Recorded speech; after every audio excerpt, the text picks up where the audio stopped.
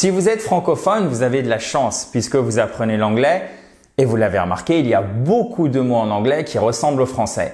Mais malheureusement, il y a un petit downside, un petit inconvénient à tout ceci. Vous avez des mots en anglais qui sont identiques aux mêmes mots en français ou alors ils se ressemblent comme deux gouttes d'eau, mais malheureusement, le sens est complètement différent. Et en plus, il faut savoir les prononcer.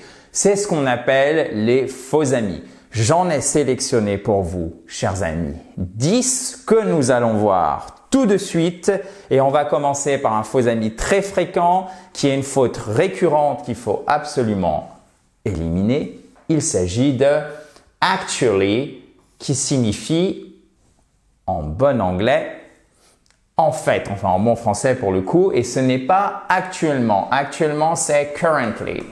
D'accord? Mais là, je me suis vraiment focalisé, vous allez voir, sur les faux amis pour vous en anglais. Pas l'équivalent de la traduction de actuellement en français. On va vraiment faire les faux amis en anglais. So, for example, actually, I prefer coffee to tea, right? No, I prefer tea to coffee, sorry. Je préfère le thé au café, ok? C'est pas actually, c'est actually. Qu'est-ce qui se passe? Vous avez un accent tonique sur la première syllabe. Vous savez, dans tous les mots qui ont deux syllabes ou plus, vous avez une syllabe qui est accentuée, qui est plus forte, plus de hauteur, plus d'intensité. Ça, c'est la colonne vertébrale de votre prononciation. Comme on dit actuellement, currently. Comme on dit en fait, actually. Actually, c'est en fait, c'est pas actuellement. Première faux amie. Perfect. Maintenant, to attend. Et attention, c'est assister à. Assister à la réunion, c'est to attend the meeting. C'est pas to attend to. Donc, il y a deux pièges auxquels il faut prêter attention. I will attend the meeting tomorrow. J'assisterai à la réunion demain. Donc, c'est bien to attend. Et c'est pas attendre, c'est assister à. To attend something. I will attend the meeting tomorrow. Que l'univers, chers amis, vous bénisse. Vous connaissez la formule, vous l'avez déjà vu, que quelque chose se passe pour vous, que la force soit avec toi, pour ceux qui aiment Star Wars. May the universe bless you. La formule, c'est May the force be with you. En fait, vous avez, exactement comme en français, vous avez un subjonctif. May the force be with you. Que la force soit avec toi. Bon, là, ce qui nous intéresse, c'est pas la force, mais je vous donne quand même la formule.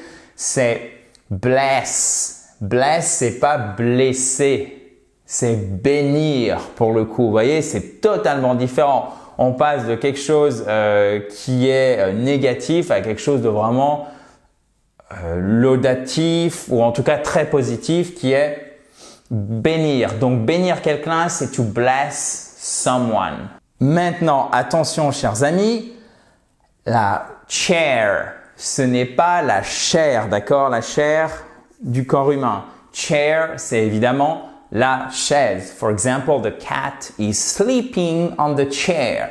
The cat et pas the cat. Cat, cat. C'est un A court.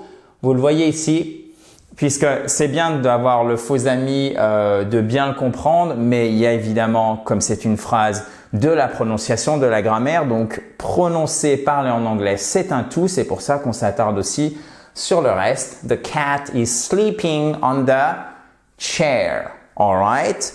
Et coin, c'est pas le coin, c'est la pièce de monnaie. Par exemple, she found a rare coin at the flea market. Au marché aux puces, at the flea market, elle a trouvé une pièce rare. Au marché aux puces, she found, et pas she found, found a rare coin. OK? So, maintenant, je vais quand même vous donner à l'oral parce que je pense que ça va intéresser un certain nombre d'entre vous. Je vais vous donner la traduction des mots en français. Donc, actuellement, c'est currently. Alright? like this. Sorry for that.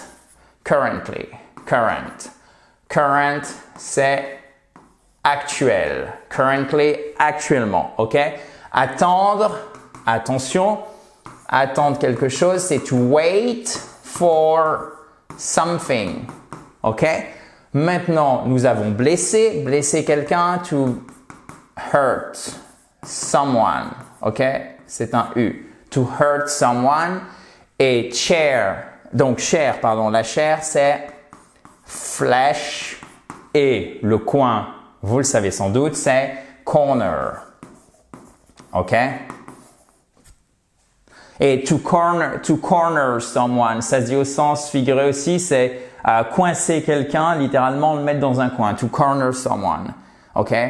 Currently, to wait for something, to hurt someone, flesh, corner. All right. Perfect. Continuons, chers amis, dans la joie et la bonne humeur. Mais avant, si vous ne l'avez pas fait, vous pouvez évidemment tout télécharger. Faire le quiz d'application pour voir si vous avez bien assimilé tout ce qu'il y a dans la vidéo. Pour ce faire, vous cliquez sur le i en haut à droite ou sur le lien qui est juste en dessous dans la description, notamment si vous êtes sur mobile ou sur tablette. Et bien sûr, si vous ne l'avez pas fait, je vous invite à vous abonner à cette fabulous YouTube channel by clicking on the red button which is down there, qui est juste en bas, là, ici. So, maintenant, faites bien attention. Demander se dit en anglais to ask for something, ok? To ask for more money, demander plus d'argent. Mais to demand, ce n'est pas demander, c'est réclamer. I demand, je réclame. For example, the unions demand more money. Les syndicats demandent plus d'argent. The unions demand more money. Okay? So, to ask for.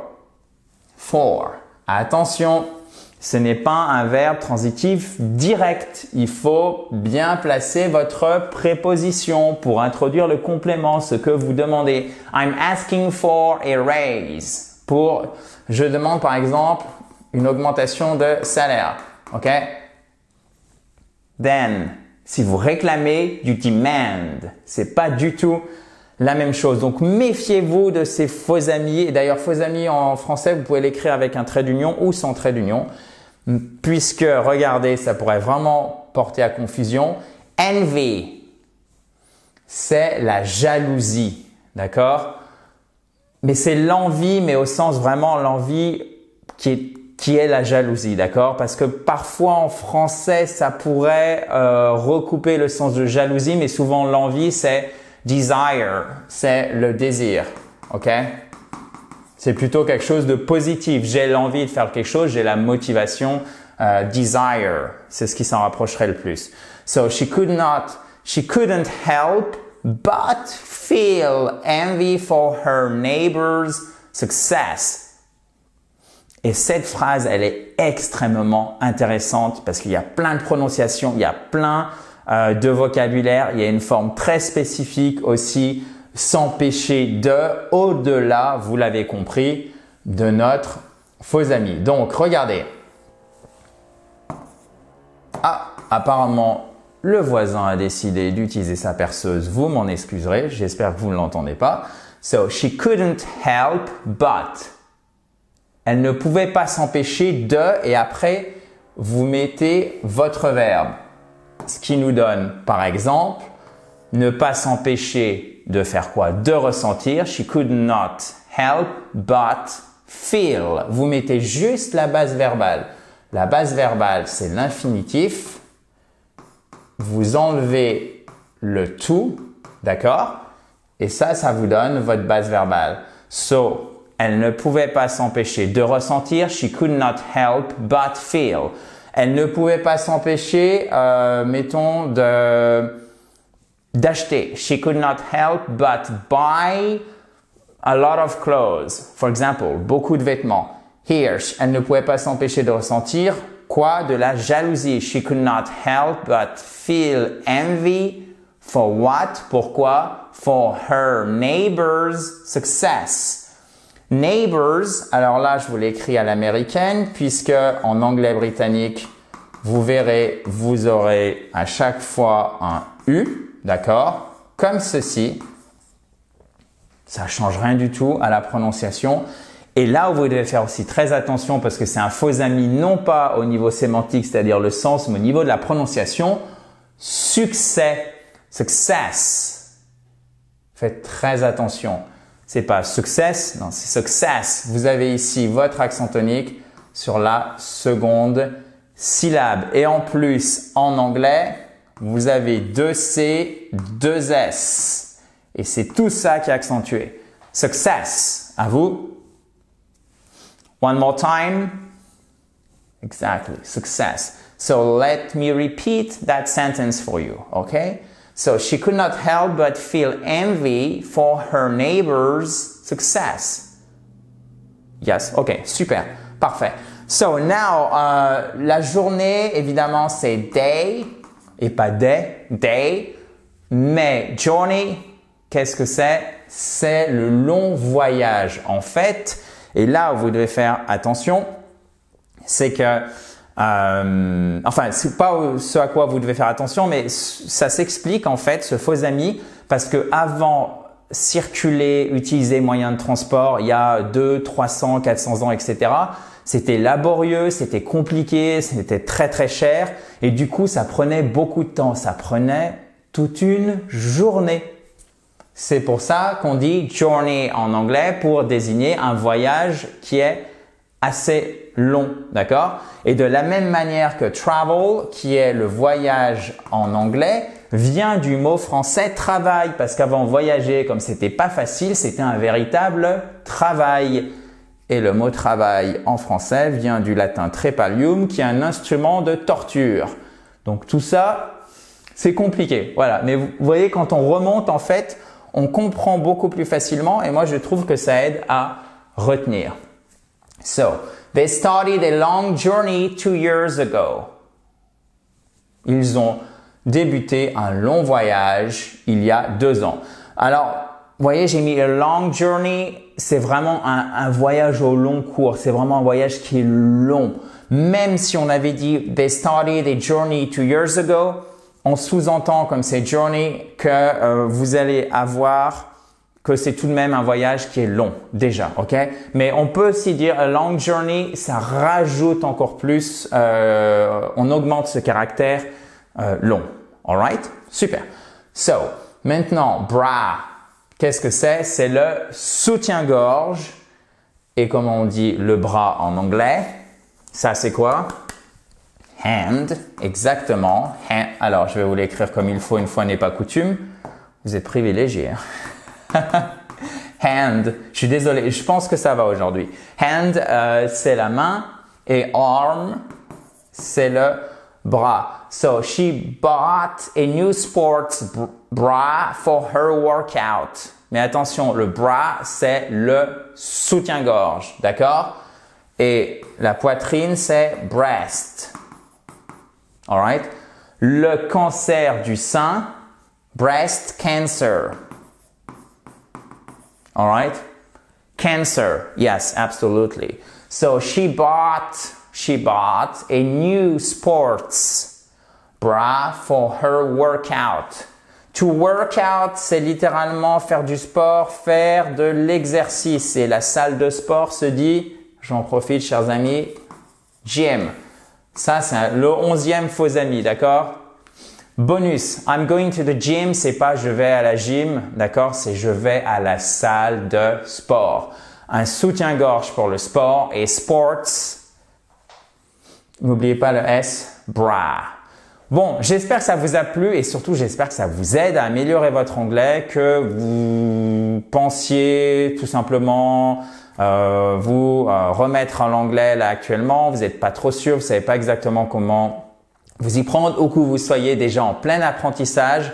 Normalement, si vous suivez bien cette vidéo, vous améliorez votre vocabulaire, mais toujours avec la prononciation. Vous pouvez télécharger le cours en entier, faire le quiz d'application en cliquant sur le i en haut à droite ou sur le lien qui est juste en dessous, notamment si vous êtes sur mobile et sur tablette. Et si vous ne l'avez pas fait, bien sûr, je vous invite à vous abonner à cette fabulous YouTube channel en cliquant sur le bouton rouge en bas à droite.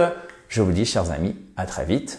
In a joyful atmosphere, dans la joie et la bonne humeur. In a joyful, c'est plein de joie littéralement, atmosphere. All right. Talk to you very soon. Bye bye.